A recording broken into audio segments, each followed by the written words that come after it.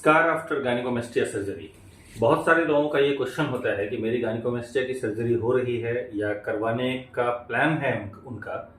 और एक बड़ा इम्पोर्टेंट कंसर्न उनका होता है और यूं कहें कि एक डर भी रहता है कि गायनेकोमेस्टिया की सर्जरी जो मेरे चेस्ट पे होगी तो उसमें कितना निशान आएगा। देखिए, निशान के बारे में अगर आज हम लोग डिस्कस करें कि कितना निशान आता है, तो अलग अलग लोगों के गायनेकोमेस्टिया सर्जरी करने की टेक्निक्स अलग होती है।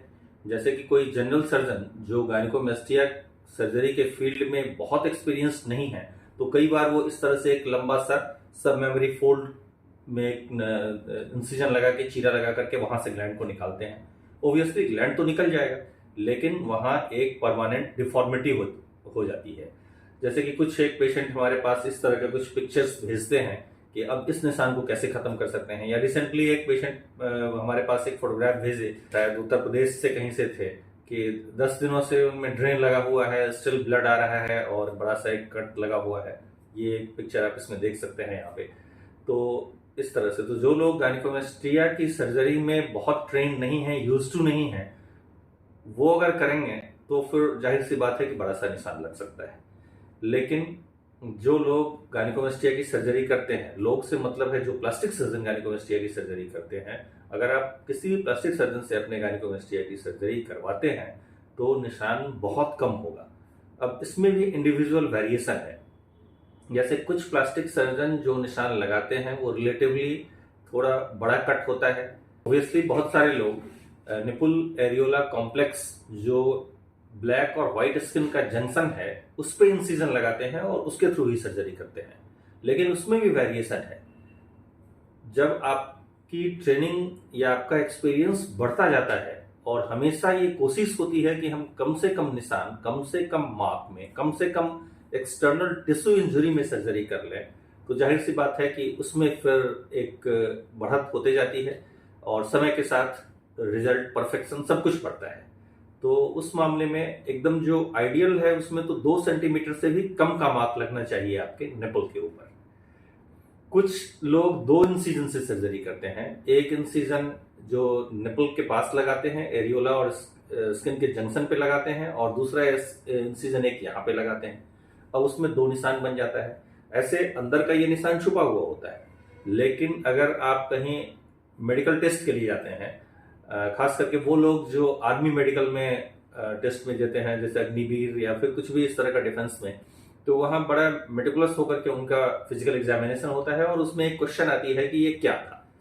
तो फिर उस समय आपको रिवील करना पड़ेगा कि मेरी गायनेकोमेस्टिया थी। अब उस समय जो आपके एग्जामिनिंग डॉक्टर होंगे वो कई बार इस चीज को पॉइंट बना करके इस चीज को बड़ी लंबी तक खींच देते हैं। उसमें फिर री मेडिकल या इस तरह का भी कुछ पॉइंट्स बनता है।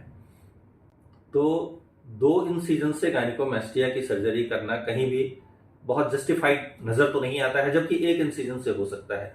अब 1 इंसिजन में भी कुछ लोग ग्लैंड निकालने के लिए 1 इंसिजन यहां लगाते हैं, लाइपोसक्शन के लिए उसके थोड़े से नीचे से इंट्री बनाते हैं, और उस जगह भी एक डॉट सा स्कार बनता है। तो जब हमारे पास एक ही इंसिजन से सारा कुछ होने की पॉसिबिलिटी है, तो थोड़ा सा अपने को ट्रेन करना है, और जो सर्जन है वो 1 इंसिजन से भी गायनेकोमेस्टिया की सर्जरी कर सकते हैं। और अच्छी बात यह है कि निपल पे जो भी इंसिजन लगता है, निपल और नॉर्मल स्किन के जंक्शन पे, वो जुड़ने के बाद वो इंसिजन कहीं से दिखाई नहीं देता है। कुछ केसेस अभी देखें जस्ट बाद के या बहुत बाद के भी कुछ रिजल्ट हमें से जस्ट दिखा देते हैं, तो उसमें हम देख रहे हैं कि इसमें कहीं भी सर्जरी का कोई निशान नजर नहीं आता है। तो मोटे तौर पे कहा जा सकता है कि एडवांसमेंट इतना ज्यादा हो चुका है, इतनी ज्यादा टेक्निक्स आ गई हैं और खास करके गैजेट्स आ गया है कि जिसका अगर प्रॉपर यूज किया जाए तो गायनेकोमेस्टिया की सर्जरी स्कारलेस सर्जरी होगी। मतलब कहीं ढूंढने से भी स्कार न मिले, ऐसा कंडीशन हो सकता है। अभी कुछ दिन पहले हमारे पास एक पेशेंट आए थे जिनका कि ये था कि मेरा मेडिकल टेस्ट होने वाला है आर्मी में सिलेक्शन के लिए, और गायनेकोमेस्टिया भी है। जाहिर सी बात है कि इतना बड़ा सा गायनेकोमेस्टिया एकदम फेमिनिन अपीयरेंस इनके चेस्ट का दिख रहा है और इसमें हमको जाना है, तो कैसे ठीक कर सकते हैं। छोटे इंसिजन से सर्जरी तो की जा सकती थी, लेकिन फिर अगर हम लोग सारे हेयर सेव कर देते तो वहां पे दिखता कि भाई इनका हेयर सेव हो गया है, किस कारण से हुआ है, तो इनको बताना पड़ता कि मेरा गायनेकोमेस्टिया था, उसकी सर्जरी। तो इसलिए जो इनमें जो हम लोग अप्रोच लिए कि एक तो इंसिजन बहुत छोटा होगा और हेयर्स हम लोग सेव नहीं करेंगे। हम लोग हेयर की प्रॉपर 2 या 3 बार क्लीनिंग करके फिर प्रॉपर पेंट करके सारी एंटीसेप्टिक मेजर्स लेते हुए सर्जरी करेंगे।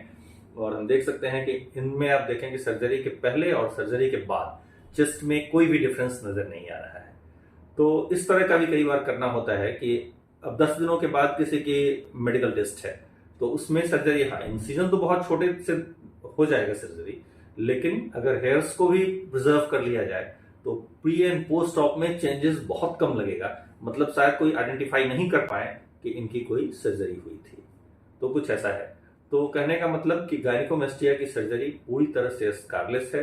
बस जरूरी ये है कि आप ऐसे सर्जन, ऐसे हॉस्पिटल को सेलेक्ट करें जहां पे ये सर्जरी फ्रिक्वेंटली होती हो और वहां प्रॉपर गैजेट के साथ सर्जरी होती हो। ये नहीं कि सिर्फ इंसिजन लगा करके और किसी तरह ग्लैंड को खींच के काट के बाहर निकाल। बहुत लोग करते हैं सर्जरी कि जस्ट सीजर का यूज करके कट कट कट करके ग्लैंड को निकाल देते हैं, लेकिन उसमें वो एक यूनिफॉर्मिटी, एक परफेक्शन नहीं मिल सकता है। लाइपोसक्शन मस्ट है। लाइपोसक्शन में भी पावर असिस्टेड लाइपोसक्शन होना चाहिए, जिसमें हमारे सेंटर पे डायोड लेजर का यूज करते हैं। एडवांटेज ये होता है कि एक तो ग्लैंड बड़ी अच्छे से निकल जाता है, स्किन कॉन्ट्रैक्शन अच्छा होता है, ब्लीडिंग नहीं होती है, तो ये सब एडवांटेज है। और भी इस तरह के पावर असिस्टेड लाइपोसक्शन की टेक्निक यूज होती है गायनिकोमेस्टिया में। तो आप ऐसे सेंटर, ऐसे सर्जन को सेलेक्ट करें जो गायनिकोमेस्टिया की सर्जरी करते हों विथ लेटेस्ट एडवांस टेक्निक के साथ, तो आपको हमेशा अच्छा रिजल्ट मिलेगा। तो हमें लगता है कि गायनिकोमेस्टिया की सर्जरी करवाने वाले जितने सारे अभी पेशेंट्स होंगे या वो जो सोच रहे होंगे कि मेरी गायनिकोमेस्टिया की सर्जरी प्लान कर रहे होंगे, तो उनके लिए ये इन्फॉर्मेशन रहा होगा अच्छा, ये इन्फॉर्मेटिव वीडियो रहा होगा। मिलते हैं किसी और वीडियो में किसी और इन्फॉर्मेशन के साथ। तब तक के लिए नमस्कार।